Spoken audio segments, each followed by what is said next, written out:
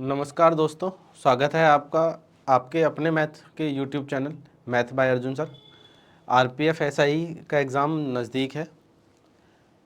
ये हमारा 10/1/2019 शिफ्ट 1 का पहला पेपर है।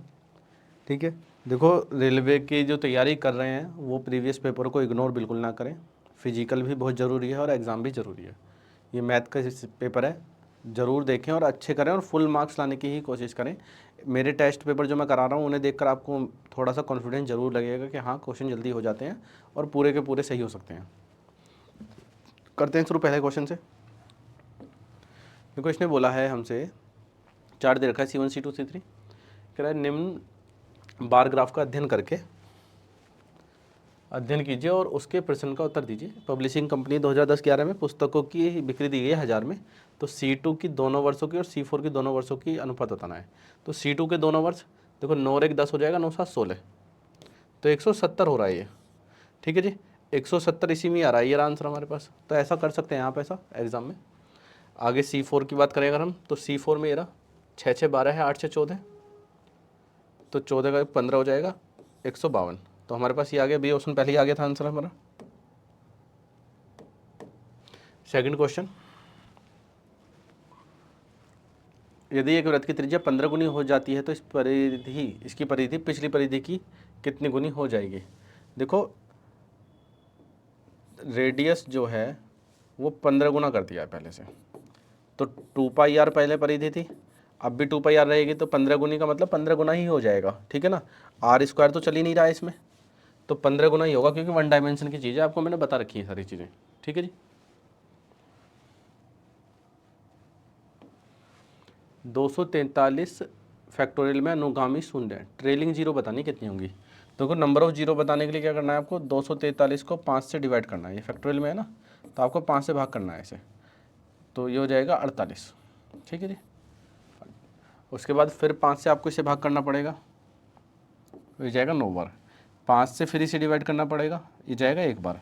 देखो 5 निम 45 होते हैं, 3 शेषफल बचेगा, तो 3 छोड़ देंगे, यानी कि जो रिमाइंडर उसे इग्नोर कर देंगे। ऐसे ही यहाँ पर रिमाइंडर आ रहा था, उसे छोड़ दिया था, 48 ले लिया था, 3 छोड़ दिया था। इन सबको जोड़ेंगे, ये जीरो होंगे हमारे पास 58। तो नंबर ऑफ जीरो कितने आ रहे हैं, 58। ठीक है,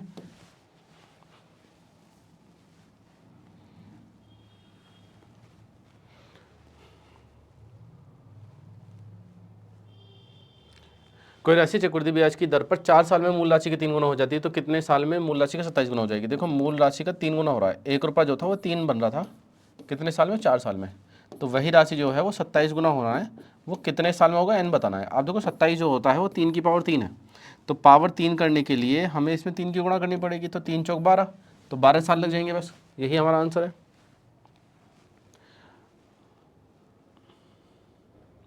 आगे देखते हैं, शीला अपनी सामान्य गति के 16/70 गति से चलकर एक निश्चित दूरी को तय करने में लगने वाले समय में 5 मिनट अधिक समय लगती है में तय करती है। वह निश्चित दूरी तय करने में उसके द्वारा लगने वाला सामान्य समय ज्ञात कीजिए।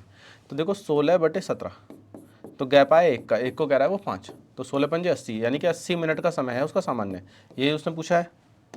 आगे देखते हैं, 196 का स्क्वायर है, 196 होता है देखो 14 का स्क्वायर है, तो 14 के स्क्वायर का स्क्वायर है, यानी कि 2 दूनी 4 हो जाएगा, तो 14 की पावर 4 गुणा 56 होता है, 14 चौका 56, बटे में आ रहा है 14 की पावर 5। ठीक है जी, बटे में आ रहा है 14 की पावर 5। आप देखें गुणाम हमें दे रखा है 1084, 1021, कटिंग कर लेते हैं इसकी। देखो 14 की पावर 5 है, 14 की पावर 4 और 1 5 खत्म, 4 है, 4 की गुणा कर लेंगे तो 4084, यही हमारा आंसर है 4084। एक दुकानदार किसी वस्तु के क्रय मूल्य में 42% की बढ़ोतरी करके उस मूल्य पर अंकित करने के लिए के पश्चात बिक्री पर 42% छूट की घोषणा करता है। एक दुकानदार किसी वस्तु के क्रय मूल्य में 42% की बढ़ोतरी करके उस पर मूल्य अंकित करने के पश्चात उस पर 42% छूट देता है, तो होने वाले कुल लाभ प्रतिशत के ज्ञात कीजिए। देखो 42% बढ़ाया, 42% घटाया, तो सक्सेसिव वाला मेथड लग जाएगा, लेकिन जब परसेंटेज सेम होती है तो हमेशा लॉस होता है। कितना लॉस होगा भाई, परसेंटेज की गुणा करिए आपस में और बटे 100 कर दीजिए, तो ये 1764 होगा, बटे 100 है तो 17.64 का लॉस होगा, तो 17.64 का लॉस ये रहा। आगे देखते हैं, दो संख्याओं को गुणनफल बताओ जिनका लैस दे रखा है 91 से 43 में से एक है। देखो दो संख्याओं का गुणनफल जो होता है वो लैसे गुणा वैसे ही होता है, तो 91 67 गुणा 1 करना है आपको बस, तो 91 67 इसका आंसर आ जाएगा, यही है। आगे देखते हैं। आमिर ने 4 बच्चों के बीच में 775 रुपये उपहार बांटे हैं। बच्चे का हिस्सा जो पहले बच्चे का हिस्सा दूसरे बच्चे के हिस्से का दुगुना, तीसरे बच्चे के हिस्से का 3 गुना, चौथे बच्चे के हिस्से के 4 गुना, सभी बराबर होंगे। तो देखो सभी बराबर होंगे तो पहले बच्चे का दूसरे बच्चे का दुगना, ABCD मान ली 4 बच्चे, पहले बच्चे का पहला बच्चा का हिस्सा दूसरे बच्चे का दुगना, तीसरे बच्चे का हिस्से का 3 गुना और चौथे बच्चे के हिस्से का 4 गुना, ये सभी बराबर हैं। जब 4 चीज़ें बराबर हैं तो एलसीएम लेके पलट देंगे आप इन्हें। तो जब 4 चीज़ें बराबर है तो एलसीएम लेंगे इनका 12, 1 से भाग करोगे 12, 2 से भाग करोगे 12 को 6, 3 से भाग करोगे 12 को 4, 4 से भाग करोगे 12 को 3, तो हमारे पास आ गया 12 6 और 3, 12 6 4 3, 12 6 4 और 3। उसने हमसे कहा है पहले और दूसरे बच्चों को उपहारों की संख्या, पहले और दूसरे बच्चों को मिलेंगे जी 18 उपहार, तो 18 के बराबर बताना है, टोटल के बराबर आपको दे रखा है, टोटल कितना 25, 25 के बराबर दे रखा है आपको 775, 775 जो है वो 25 के बराबर है, 18 के बराबर आपको बताना है। तो 25 थी 75, 25 से कम 25 गुणा 18 करेंगे तो 18 थी 54, 18 कम 18, तो 558 हमारे पास आंसर आ जाएगा पहले दोनों बच्चों को। ठीक है। विमल ने फ्रेंच में 80 में से 46 अंक प्राप्त किए, अंग्रेजी में 100 में से 84, स्पेनिश में 70 में से 44 और जापानीज़ में 50 में से 36 अंक प्राप्त किए। उसके प्रतिशत बताना है। तो देखो नंबर हमारे पास है 80, 100 180 और 70 250, 250 और 50 300, यानी कि 300 नंबर में से हमें नंबर मिलने हैं। तो कितना परसेंट है? तो 0 से 0 कट जाएंगे, 3 से डिवाइड ही करना है बस। तो नंबर देख लेते हैं कितने। देखो 4 8 12, 12 4 16, 16 और 3 19, 190 हो चुका। 4 6 10, वो 6 4 10, 10 और 10 20, तो ये हो गया 210। तो आपको 3 से 210 को भाग करोगे 70 आपका आंसर आ जाएगा, यही पूछा है उसने। फिर DI का क्वेश्चन आ गया है, इधर से पढ़ते हैं। इसने बोला है हमसे कि पब्लिशिंग कंपनी है, 2010 में सभी कंपनियों को औसत बिक्री बतानी है। तो सभी कंपनी 2010 में लेनी है और जोड़ देना है, उनको 5 से भाग करना है। 2010 है पहला वाला, ठीक है ना, ब्लू वाला जो है, ठीक है। तो जोड़ लेते हैं उन्हें, पहले जोड़ लेते हैं, फिर बाद वाले जोड़ लेंगे। देखो 6 7, देखो जोड़ना 7 था, 79 था, 85 था, 66 था और 83 था। ये 3 2 5 ही हैं, ठीक है। 6 7 13, 13 और 8 होते हैं 21, 21 6 27, 27 और 8 होते हैं 35, ठीक है जी। 9 7 16, 16 और 5 21, 21 और 6 27 3 30, तो ये हो गया 30, ठीक है। जोड़ देते हैं, हो गया 380, 380 को आप 5 से भाग करोगे तो आपको हो जाएगा 76, ये हमारे पास 76, ठीक है। आगे देख लेते हैं। 22√3 सेंटीमीटर विकर्ण वाले घन को पिघलाकर घनाभ पर उसकी ऊंचाई कितनी होगी यदि घनाभ की लंबाई घन की भुजा के बराबर है, घन की चौड़ाई 11 है। सिंपल आधा दे रखा है, वो ये जो 44 हो जाएगा। अभी तक हमने करके देखे ऐसे क्वेश्चन। ये कह रहा है कि जो घन का विकर्ण है A√3 वो दे रखा है 22√3, तो √3 से √3 कट जाएगा, 22 हमारी साइड आ जाएगी। उसने अब हमसे कहा है कि जो हमारे पास घन है उसकी साइड है 22, उसको घनाभ बनाया है, तो जो घन का आयतन होगा वो बराबर होगा घनाभ के आयतन के, ठीक है। घन का आयतन हमारे पास भुजा दे रखी है 22 गुणा 22 गुणा 22। अब इसने कहा है घनाभ की जो भुजा है वो तो 22 ही है लंबाई, चौड़ाई जो है वो 11 है। आपसे ऊंचाई उसने पूछी क्या होगी, ठीक है। कटिंग कर लेते हैं, 22 से 22 काटेंगे आप, 11 से काटेंगे आप 2 बार, 22 दूनी 44, तो 44 आंसर आ जाएगा हमारा इसका। 44 ही बताया था आपको। आगे देखते हैं। 6800 रुपये की राशि 8% की वार्षिक दर से साधारण ब्याज पर दी गई है। यदि 5 वर्ष बाद राशि निकाली गई और कुल राशि की आधी राशि शेयर बाजार में निवेश कर दी गई तो बची हुई राशि ज्ञात कीजिए। सिंपल आधा ही ले लेना है आपको, तो 6800 का आधा 3400 ले लेना आप। 3400 पे आप निकालना है 8 पंजे 40%, तो 40% ब्याज निकाल कर जोड़ देना आप, तो कितना आएगा 1360, 1360 रुपये जोड़ने हैं आपको इन्हें। ये हो गया 4760, यही हमारा आंसर है। आगे देखते हैं। किसी वस्तु को 545 रुपये में बेचने पर उस वस्तु को समान दर से 785 रुपये में बेचने पर प्राप्त लाभ का 60% की हानि होती है। तो उस वस्तु का क्रय मूल्य कितना है? देखो जो CP होता है वो नो प्रॉफिट नो लॉस होता है। हमने उसे ज़्यादा में सेल किया 785 में तो लाभ हुआ, कम में सेल किया 545 में तो हानि हुई। तो उसने हमसे बोला है कि उससे लाभ के 60% की हानि होती है। लाभ अगर 5 का है तो 3 की हानि है, तो गैप जो आएगा वो 8 का आएगा।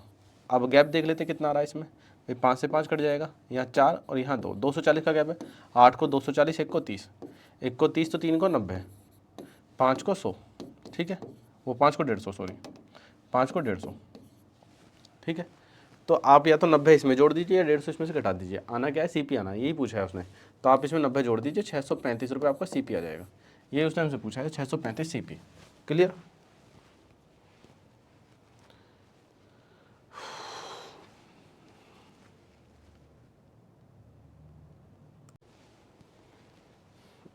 नेक्स्ट क्वेश्चन हमारा, एक अंग्रेजी आधारित कंपनी के समर्थक परियोजना में 621 पुरुष और 621 महिलाएं कर्मचारी हैं और प्रतिदिन सभी कर्मचारी का जो औसत है हमारे पास वो देखा है 72 कॉल की है। एक पुरुष कर्मचारी का जो है 72 है कॉल अटेंड किए हैं, महिला कर्मचारी द्वारा प्रतिदिन अटेंड किए जाने वाले कॉल का औसत बताना है कितना होगा। तो आप सिंपल देखें, देखो व्यक्तियों की संख्या जो है बराबर है 621, तो मेल और फीमेल को 1 1 मान लीजिए आप, ठीक है।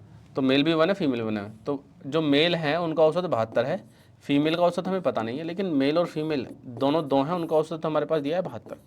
तो आप देखो क्या करेंगे, इन दोनों की गुणा करेंगे, इन दोनों की गुणा करेंगे, घटाएंगे, तो ये 72 आएगा, ये 144 आएगा। तो जब घटाएंगे तो 72 ही आने वाला है, तो 1 से भाग करेंगे तो 72 आंसर है। तो आपको सिंपल क्या देखना है, एक मेल पर हमारे पास 72 औसत, फीमेल पर हमारे कितने होंगे, जबकि मेल और फीमेल दोनों पर भी औसत 72 ही है, तो आपका फीमेल पर भी 72 ही होगा। यही हमारा आंसर है।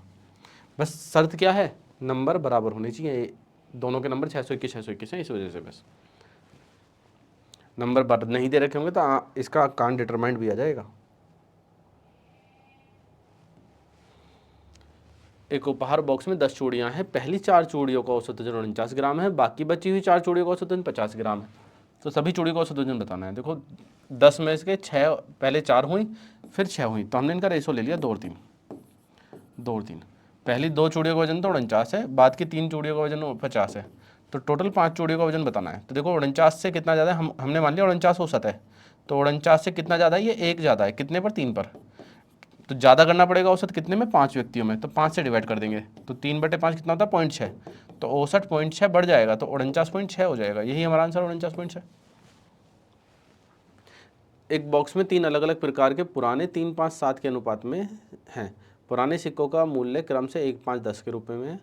यदि बॉक्स में रखे सिक्कों की कुल कीमत 294 है तो 10 रुपये में पुराने सिक्कों की संख्या बताइए। 3, 5 और 7, 1 रुपये, 5 रुपये और 10 रुपये, ठीक है। हमसे इसने पूछा है 10 रुपये, टोटल रुपये हैं 294। तो आप देखो टोटल रुपये हैं 294, हमें 7 के बराबर बताना है, 7 के बराबर ये रहा 21, क्योंकि 7 से डिवाइड होने वाला नंबर यही है। देख लेते हैं आंसर आता नहीं आता। ये आया 3, 5 मुझे 25, ये आया 70, 70 25 95 3 98, 98 को कह रहा है वो 294, तो 1 को कितना बोलेगा जी, तो 8 की 24 29 27, तो 1 को बोल रहा है वो 3, 1 को बोल रहा है 3, तो 7 को कितना बोलेगा, 7 गुणा 3 21, यही आंसर था। तो आप ऑप्शन से भी कर सकते हो उसे डायरेक्ट देखकर। शीशे के वर्ग के टुकड़े का संपूर्ण क्षेत्रफल 1156 सेंटीमीटर स्क्वायर है, जो कि एक मेज के ऊपर रखा गया है। मेज और कांच के टुकड़े के बीच की चौड़ाई 9 सेंटीमीटर है, मेज की लंबाई बताएं। देखो एक मेज है, उसके ऊपर कांच का टुकड़ा रखा गया है, कांच का टुकड़े का क्षेत्रफल है 1156, तो साइड क्या होगी, ये किसका स्क्वायर है, 34 का, तो साइड होगा 34, तो इसकी चौड़ाई जो है 9 इधर है, 9 इधर है, तो पूरी मेज की चौड़ाई बतानी है, तो 9 और 9 18 जोड़ दोगे आप, तो 34 + 18 जोड़ना है, तो हमारे पास हो जाएगा 52, तो यही हो जाएगी पूरी मेज की लंबाई 52। मार्टिन ने अपने वेतन का 13% दृष्टिहीन लोगों के लिए काम करने वाली संस्थान को दान दिए हैं। अपने वेतन का 12% अनाथालय को, अपने वेतन का 14% शारीरिक रूप से विकलांग लोगों के लिए काम करने वाले संस्थान को, अपने वेतन का 16% चिकित्सकीय सहायता देने वाले संस्थान को, वेतन की बची हुई राशि को 40,950 रुपये मासिक खर्च के लिए बैंक में जमा किया है। अनाथालय में दान की हुई राशि बताइए। तो आप देखो 13, 12, 25, 16, 14 होते हैं 30, 25 और 30 हो जाएंगे 55, तो 55% उसका ख़त्म हो चुका है, तो बचा कितना, 45%।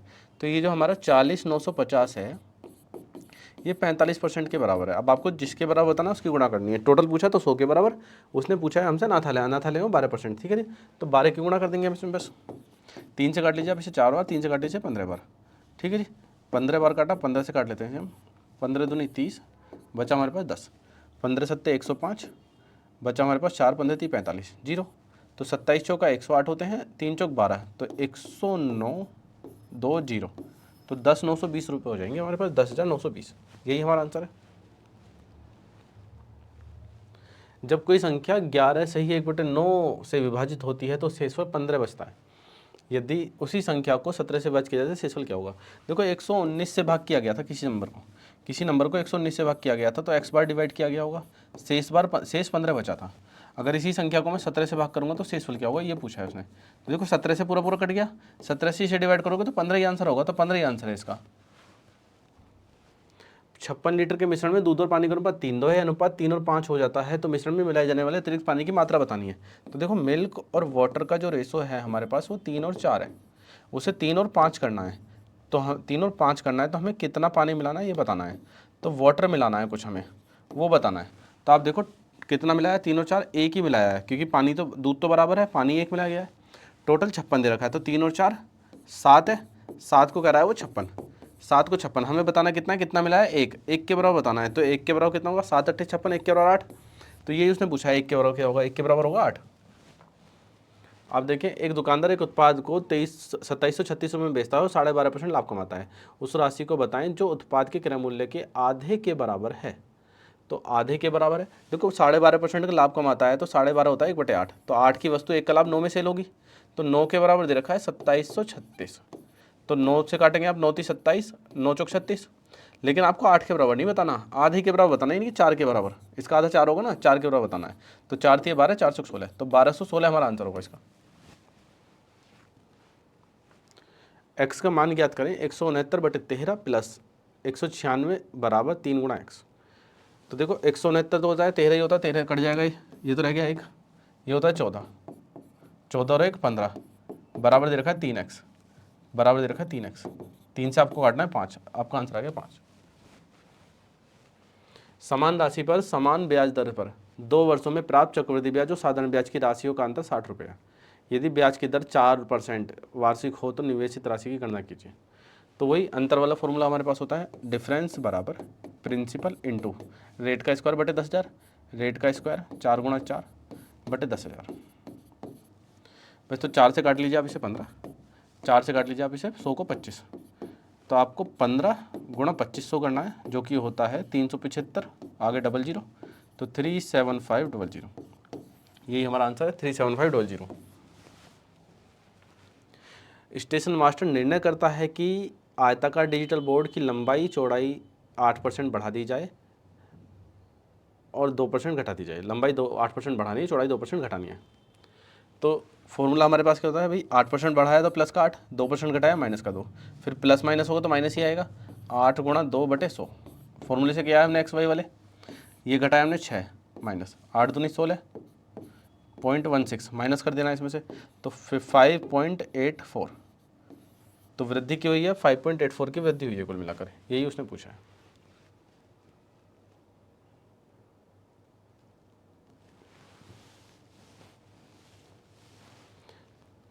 तेरह 0.24, चलो जी इसे सोल्व करना है, बस सिंप्लीफाई क्वेश्चन है। आप देखें, देखो 57 है 46 है, तो घटाओगे तो यहाँ पर बचेगा माइनस के 0.11, 0.11 इधर से भी घटा दो आप, तो ये हो गया 0.24, तो 0.24 तो 0.48, तो डेसिमल का आप सोल्व कर चुके हैं। 46 है 35 है, घटा दीजिए, यहाँ भी 11 बचा, 11 यहाँ से घटा दीजिए तो यहाँ बचा 2, तो 22 और 2 हमारे पास हो गया 24 और 2 हो गया 26, 26.48 बटे 2 आ रहा है, 2 से काटेंगे आप 13.24, तो आपका आंसर आएगा 13.24, ये रहा आंसर डी। आगे देखते हैं, एक बॉक्स में रखे 63 नोटबुक का वजन 6.3 kg है। जब बॉक्स में एक नया नोटबुक रखा जाता है तो औसतन 6.4 kg हो जाता है, तो नई नोटबुक का वजन बताइए। तो देखो 63 नोटबुक का जो वजन है वो 6.3 है, एक नोटबुक और रखी गई है तो 64 हो गई नोटबुक, तो वजन हो गया 6.4। तो आप देखें अगर 6.3 ही होता तो एवरेज 6.3 आता, लेकिन 0.1 एक्स्ट्रा हुआ है। क्यों? क्योंकि 64 पे वो लाया होगा, तो कितना ज़्यादा लाया? 64 पर 0.1 ज़्यादा लाया है, तो वो 6.4 ज़्यादा का आया है। तो 6.4 ज़्यादा का आया है, यानी कि 6.3 प्लस 6.4, तो कितने का आया? वो 12.7 का आया है। यही देखना है। मिक्सचर एलिगेशन भी लगा सकते हो आप, ठीक है ना। तो 12.7 जोड़ लेते हैं इन्हें, सिंप्लीफिकेशन का क्वेश्चन आ गया। देखो 2/5 3/5, जब आप इन्हें काट दोगे तो माइनस का 1/5 बचेगा, एक्स बचेगा। हालांकि जब इन दोनों को घटाना है तो एलसीएम 10 लेना पड़ेगा, तो 1/5 को आप 2/10 भी बोल सकते हो। तो 2/10 और 3/10 माइनस करोगे तो 1/10 बचेगा प्लस के, तो 1/10 बचेगा प्लस के, यानी कि x/10 बच गया आपका, जिसको कह रहा है वो 459। मल्टीप्लाई करोगे 10 की तो 4590, यही हमारा आंसर है 4590। कह रहा है एक व्यक्ति एक समबाहु त्रिभुजाकार मैदान के सतह 12, 24 और 8 किलोमीटर प्रति घंटे की गति से यात्रा करता है, औसत गति बतानी है। तो देखो एवरेज स्पीड होती है total distance upon total time. तो जो त्रिभुज की तीनों साइड बराबर दे रखी है, तो हमें क्या करना है, इधर तो जाना है 12 की चाल से, इधर जाना है 24 किलोमीटर पर आवर की चाल से, इधर जाना है 8 किलोमीटर पर आवर की चाल से। तो इन सबसे कटने वाली दूरी मान लेते हैं 24, हमने माना टोटल डिस्टेंस 24, तो ये भी 24 जाएगा, ये भी 24 जाएगा और ये भी 24 जाएगा। तो एवरेज स्पीड होती है total distance upon total time. तो टोटल डिस्टेंस होगी 24 × 3 72। टाइम निकालने के लिए डिवाइड करना पड़ेगा, तो 8 थी 24, 24 से कम 24, 12 दूनी 24, तो टोटल समय हो गया 3 2 1। जोड़ देते हैं सबको, 3 2 5 और 1 6, 6 से काट लीजिए आप, 6 चौक 24, 4 तिया 12, तो एवरेज स्पीड होगी 12। यही उसने हमसे पूछा है, एवरेज स्पीड क्या है 12।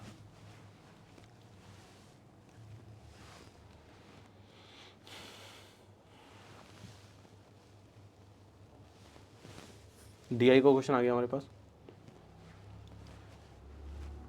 देखिए एक पब्लिशिंग कंपनी की 5 शाखाओं की 2 क्रमागत 2010-2011 में हुई पुस्तकों की बिक्री 1000 में दी गई है।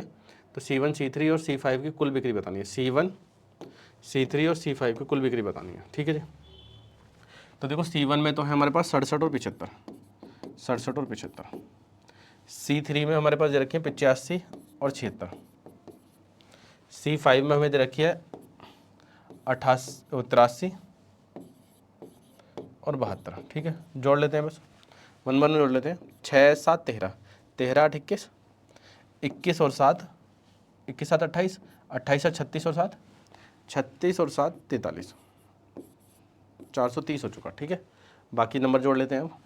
7 5 12, 12 5 17, 17 7 6, 17 6, 17 6 23, 23 और 5, 23 और 5 28, तो 28 जोड़ दीजिए आप, तो 458। ये हमारा आंसर आ गया 458, ए ऑप्शन। आगे देखते हैं। हमीद, क्लीमेंट और गणेश का वेतन का अनुपात 3:5:7 है। यदि गणेश को हमीद से 860 रुपये ज़्यादा मिल रहे हैं तो क्लीमेंट का वेतन कितना है? तो देखो हमीद को क्लीमेंट से कितना ज़्यादा, हमीद को गणेश से कितना ज़्यादा मिल रहा है? 3 और 7 में अंतर है 4 का, 4 को कह रहा है वो 860। क्लीमेंट का वेतन है 5 के रुपये बताना है आपको, तो 4 से काटिए आप इसे, 4 दूनी 8, 215, 5 का रुपये बताना है, तो 5 दूनी 10 हो गया और 15 पंजे 75 हो गया, तो 1075 हमारा आंसर आ गया। आगे देखते हैं। कह रहा है एक बल्ब उत्पादक कंपनी ने उत्पादन में का 13% उत्पाद का 13% उत्पाद दोषपूर्ण पाया। यदि गैर दोषपूर्ण उत्पादों की कुल संख्या 4611 हो तो कुल दोषपूर्ण उत्पादों की संख्या कितनी है? तो आप देखें 100 में से 13 दोषपूर्ण, तो गैर दोषपूर्ण कितने बचे? 87, तो 87 के बराबर दे रखा है। 4611 जो है ये हमारा 87 के बराबर है, हमें 13 के बराबर बताना है, ठीक है जी। तो 8 से भाग करते हैं, 8 से 48 ज़्यादा हो जाएगा, 8 पंजे 40 होगा। 7 से भाग करेंगे तो 1 तो 7 21 होते हैं, तो 3 आएगा, 13 की गुणा कर देंगे इसमें, तो 13 3 39, 13 पंजे 65 और 3 68, तो 689 हमारे पास ये रहा आंसर। एक व्यक्ति साइकिल से 15 किलोमीटर प्रति घंटे की रफ्तार से छात्रावास से स्कूल को जाता है और 2.5 मिनट देरी से पहुंचता है। 20 किलोमीटर प्रति घंटे की रफ्तार से जाता है तो 2.5 मिनट पहले पहुंच जाता है। तो कुल दूरी बतानी, दूरी बतानी है तो स्पीड फॉर्मूला लगेगा S1 × S2, तो 15 गुणा 20 स्पीड के मल्टीप्लाई बटे स्पीड का डिफरेंस गुणा टाइम का डिफरेंस कितना है? 2.5 5 मिनट का डिफरेंस है, तो 5/60, तो 5 छंग 300, 15 दूनी 300, 300 से 300 कट गया 5 आंसर। यही हमारी दूरी दे रखी है 3। कक्षा में उपस्थित छात्रों में से 675 मोबाइल को एक समान रूप में कितने प्रकार से बांटा जा सकता है? तो हमें इसमें क्या बताना है, नंबर ऑफ़ फैक्टर्स, 675 के नंबर ऑफ़ फैक्टर्स बताने। तो फैक्टर करते हैं। देखो 25 से कट रहा है नंबर, 27 गुणा 25, 27 गुणा 25 है, 27 होता है 3 की पावर 3, 25 होता है 5 की पावर 2।